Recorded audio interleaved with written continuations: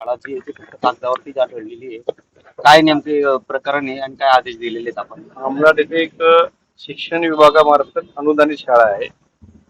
त्या शाळेमध्ये काही दिवसापूर्वी त्या ठिकाणी म्हणजे पुढे त्या ठिकाणी गॅरेजेस वगैरे आहे, पाठीमागची शाळा आहे.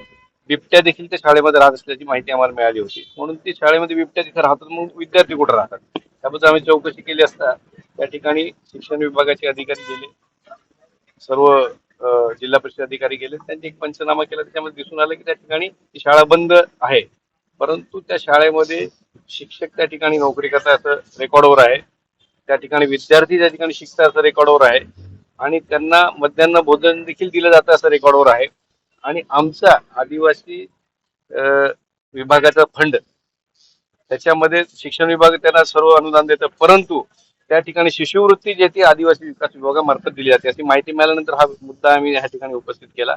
त्यानुसार सीओ साहेबांना ते तक्रारी केलेल्या आहेत, त्यांनी सर्व त्या रेकॉर्डवर आणलेलं आहे. लवकरात लवकर त्यांच्यावरती जो संस्था चालक आहे त्यांनी खोटी माहिती त्या ठिकाणी दिली असेल, शिक्षण विभागाची फसवणूक केली असेल, तर त्यांच्यावरती चौकशी करून आतापर्यंत त्यांनी किती शिक्षकांना त्या ठिकाणी पगाराच्या नावाखाली शासनाकडून पैसे घेतले, लुबाडलेत आणि टीचिंग नॉन टीचिंग स्टाफचे पगार घेतलेत.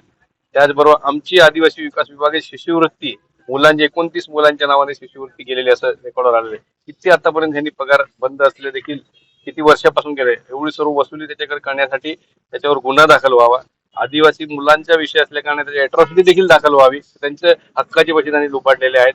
त्या ठिकाणी विद्यार्थी नाही, त्या ठिकाणी शिक्षक पण देखील नाहीये, फक्त इमारत दाखवून त्या ठिकाणी असं केलेलं आहे, असं आम्ही प्रशासनाला निदर्शनात आणून दिलेलं आहे. म्हणून त्याच्यावर लवकरात लवकर कारवाई अशी आम्ही मागणी आज या ठिकाणी करतोय.